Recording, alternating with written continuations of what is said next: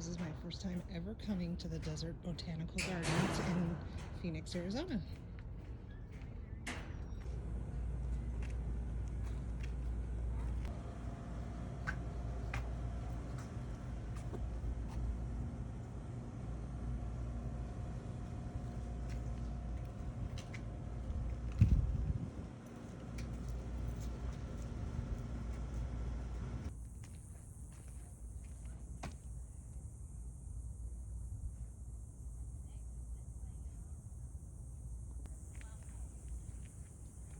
These are neat.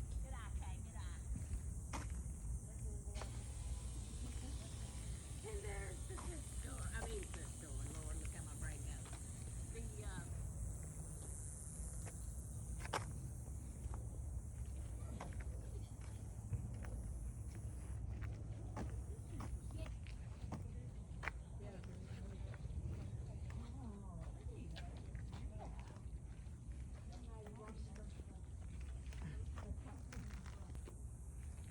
This is called a desert rose.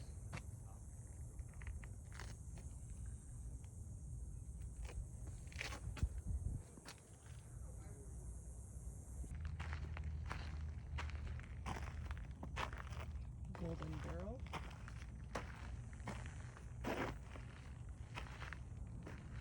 These are like the perfect cactuses. Cactuses? Cacti. I'm not sure which way it would be.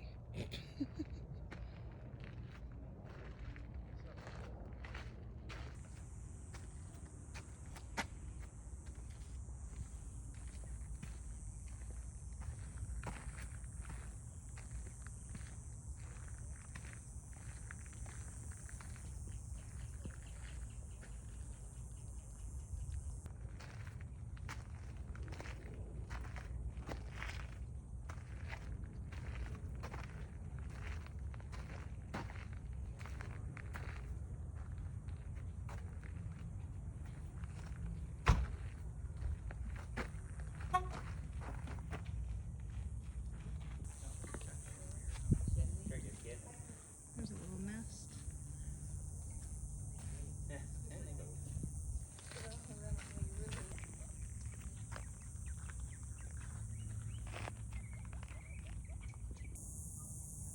So this is a century plant.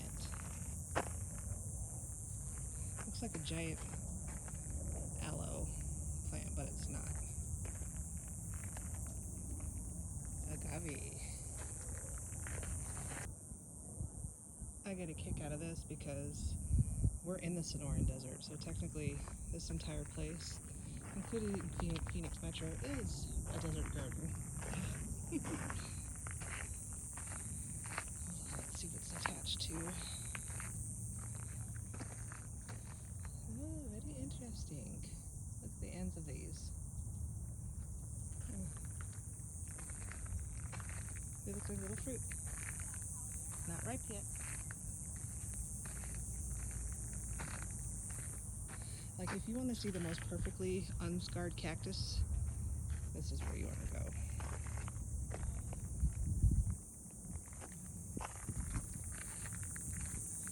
The second Tuesday of every month is free day, but you do have to reserve a ticket online, but it's still free. A lot of people like to come in the early morning when it's cooler, or in the evenings when they have lights, like especially around Christmas time. They do a lot of stuff at night, and it's absolutely beautiful, I hear, so I'm looking forward to that in the future. Here we go. This is what it is. Chain fruit choya. So those are fruit on the ends. I figured so, but I wanted to be sure. Wonder what time of year those are ripe.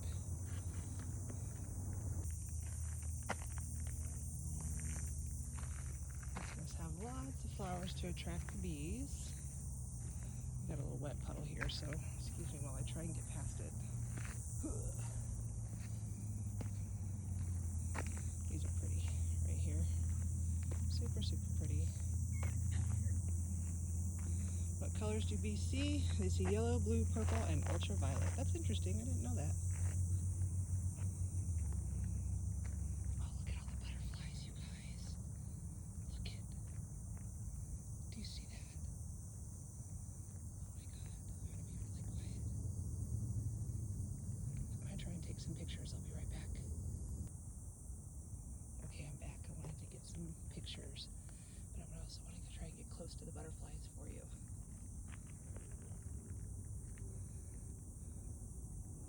So I've yet to see any bees, but there are a ton of butterfly. That's really cool. So even the desert gets too hot for desert plants. So quite a few plants do have shade over them. I think that's a little ironic. That a desert plant can even get too hot in the desert. Butterfly. So I had to come in the shade and let my phone cool off because it was starting to overheat. But the butterfly that you just saw is called a queen butterfly. That's just what they're called. And I did learn that Arizona is the hummingbird capital of the world, which I had no idea. So hopefully you guys got to see those butterflies. Hopefully my phone recorded it and I can put that into the video. It was really cool. There's one other place here that did have more butterflies in the area, and as soon as my phone cools off just a little bit more, I'll try and go over there and get some of that. I'll be right back. Hi, you want to be my friend? I'm going to be your friend.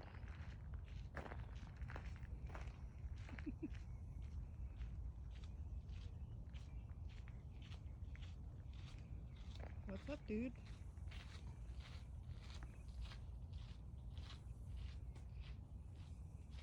I think I finally found one that wants to be my friend. Okay, this is sad, but I look forward to coming back to see this. So this is the butterfly that I got on video. And it tells you some of the other butterflies in the area, which is cool.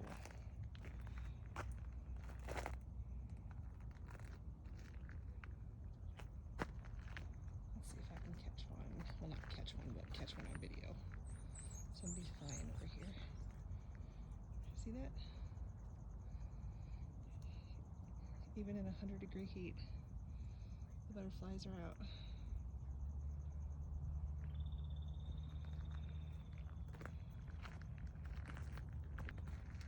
Alright, now that my phone cooled off, this is the Hummingbird Garden. Though I've yet to see hummingbirds, I'm only seeing butterflies. But I thought this was interesting. All hummingbirds, more than 300 species, live in the Western Hemisphere. And there it says here, Arizona is the hummingbird capital of the United States. Oh, okay, of the United States, not the world. Okay, I got that part wrong. But here's some more butterflies over here. They're all in there. They're deep in there flying. They're hunting. Oh, there's a little yellow one right there. Let me see if I can get a picture of that. I'll be right back. Here's more totally unripe cactus fruit. That's what they look like before they're even ripe. And this back behind here, these flowers that look like, you know, color of fire, those are my favorite. I'll have to figure out what those are called, but those are my favorite here in the desert. Looky, looky, there's little peppers. Little peppers growing. And there's some over there too. If you can see the different colors, I'll try and get over there and get closer. Ooh, an animal got one of those peppers open. You can see the inside. So right here we have basil. I guess this whole section is filled with edible plants or plants that grow something that's edible. Let's go look over here.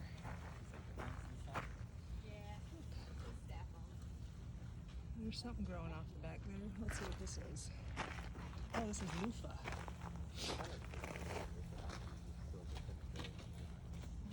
Interesting. So that little purple thing right back there is a loofah growing. I knew that's how they grew, but I didn't know what they actually officially look like. What is this? Asparagus. Eggplant. What is this? Oh, more loofah gourd. Okay, so look real close here. This hanging off the end here, that's a loofah. That grows up to be a loofah. Okra.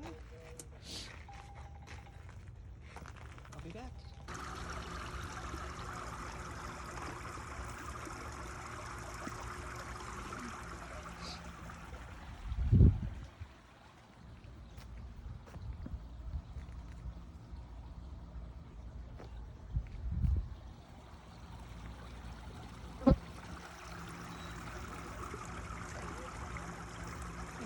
just sit and listen to this. It's a sundial.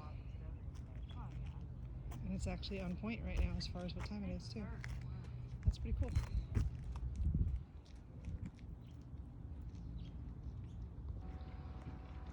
Okay, so these are not saguaro cactuses, just so you know. Here, I'll show you what they actually are. Giant Mexican cardon, if I'm pronouncing that right. So these are giant. These are bigger than some of the saguaro cactuses I've seen. They're huge.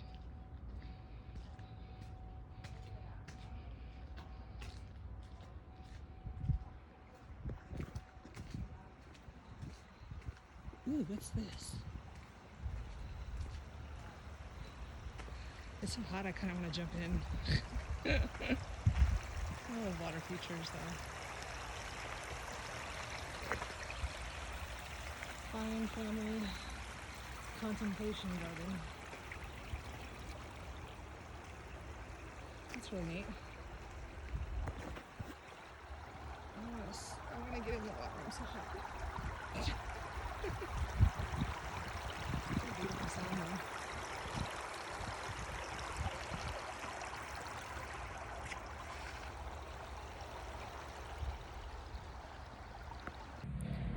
So I decided to take a little break. It is pretty hot out here. It's over 100. And I can feel my extremities starting to tingle, which is a precursor to a partial seizure.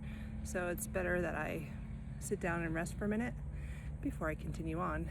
I didn't know what else I was going to do today after this to kind of show you guys around the area, but I'm going to say it should not involve heat.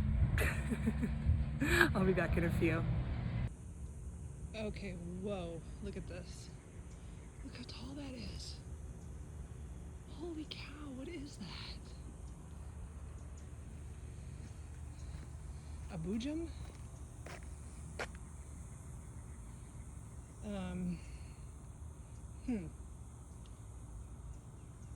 It's from a nonsense poem by Lewis Carroll. Boojum. That doesn't even look like it's real. Like that should be something out of a Dr. Seuss movie. That's crazy. Here's a smaller one. Oh, look how big. One more time. It's still going. Oh, huge.